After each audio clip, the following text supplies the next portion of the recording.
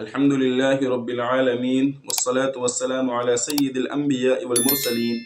اللہ تبارک و تعالیٰ کا احسان ہے اور کرم ہے کہ اللہ تعالیٰ نے ہم سب کو شعبان المعظم کا مہینہ عطا کیا۔ نبی کریم صلی اللہ علیہ وسلم کا معمول تھا کہ آپ اس مہینے میں کثرت سے اللہ کی عبادت کرتے تھے، کثرت سے روزے رکھتے تھے۔ تو ہمیں بھی چاہیے کہ اس مہینے میں خوب اللہ کی عبادت کریں، روزے رکھیں، تاکہ آنے والا جو مہینہ ہے رمضان المبارک کا مہینہ، اس مہینے کی ہم تیاری کر سکیں۔ اسی مہینے میں ایک رات ہے جس کو حدیث پاک کے اندر لیلۃ نصف من شعبان، یعنی آدھے شعبان والی رات، 15 شعبان کی رات۔ اس رات کو رحمتوں والی رات بھی کہا جاتا ہے، برکتوں والی رات بھی کہا جاتا ہے، اسی طریقے سے مغفرت والی رات بھی کہا جاتا ہے۔ تو بہت سے لوگوں کے ذہن میں یہ سوال پیدا ہوتا ہے کہ اس رات میں ہمیں کون کون سی عبادتیں کرنی چاہیے۔ تو اللہ تعالیٰ نے اس رات میں کوئی خاص عبادت کا حکم نہیں دیا، بلکہ جو انسان روزانہ کرتا ہے، جو عبادتیں انسان روزانہ کرتا ہے، تسبیح پڑھتا ہے، قرآن کی تلاوت کرتا ہے، نمازیں پڑھتا ہے، نوافل پڑھتا ہے، تو وہی اس کو اس رات میں کرنا ہے۔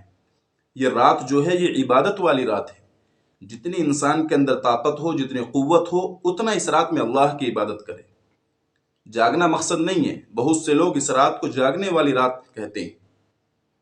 نہیں، جتنی دیر جاگنا ہے اتنی دیر آپ نے اللہ کی عبادت کرنی ہے، اور پوری رات جاگنا ضروری نہیں ہے۔ آپ 1 گھنٹہ عبادت کر لیں، 2 گھنٹہ عبادت کر لیں، یعنی جتنی آپ کے اندر طاقت ہو اتنی عبادت کریں۔ مثال کے طور پر ایک آدمی پورا دن کام کر کے آیا ہے، تو اب اس کو چاہیے کہ وہ عشاء کے بعد آرام کر لے، اور پھر اٹھنے کے بعد یعنی 1-2 بجے یا 12 بجے کے قریب اٹھ کر پھر وہ اللہ کی عبادت میں لگ جائے۔ جتنی دیر عبادت کرنی ہے یکسوئی کے ساتھ عبادت کرنی ہے۔ انسان نوافل پڑھے، تسبیح پڑھتا رہے اور قرآن کی تلاوت کرے۔ اسی طریقے سے جو اس کی نمازیں چھوٹی ہوئی ہیں، یعنی جس کو عمری قضا کہا جاتا ہے، وہ نمازیں اپنی دہرا لے۔ جو اس کے اوپر قرض ہیں تو یہ اس کو اس رات میں کرنا ہے، اور کوئی خاص عبادت نہیں ہے۔ بس اس چیز کا خیال رکھنا ہے کہ جتنی دیر جاگنا ہے اتنی دیر اللہ کی عبادت کرنی ہے۔ یہ مغفرت والی رات ہے، اس میں اللہ تعالیٰ بے شمار لوگوں کی مغفرت فرماتے ہیں، بے شمار لوگوں کی مغفرت فرماتے ہیں۔ جو بڑے بڑے گناہ گار ہیں، اللہ تعالیٰ اس رات میں ان کے گناہوں کو معاف فرما دیتے ہیں۔ لیکن کچھ لوگ ایسے ہیں کہ جن کی اس رات میں بھی اللہ تعالیٰ مغفرت نہیں فرماتے۔ ان میں سے ایک مشرک ہے، یعنی جو اللہ تعالیٰ کے ساتھ کسی کو شریک ٹھہراتا ہو، اللہ تعالیٰ اس کی مغفرت نہیں فرماتے۔ دوسرا والدین کا نافرمان، جو اپنے والدین کو ستاتا ہے، ماں باپ کی نافرمانی کرتا ہے، اس کی بھی اس رات میں مغفرت نہیں ہوتی۔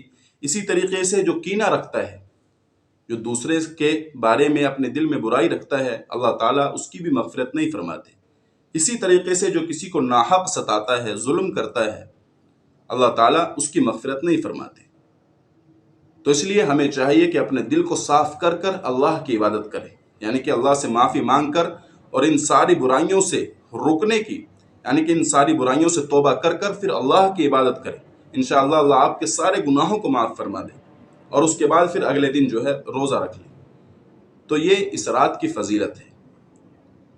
اللہ تعالی ہم سب کو اس رات کی عظمت نصیب فرمائے اور اس رات کی قدر کرنے کی توفیق عطا فرمائے۔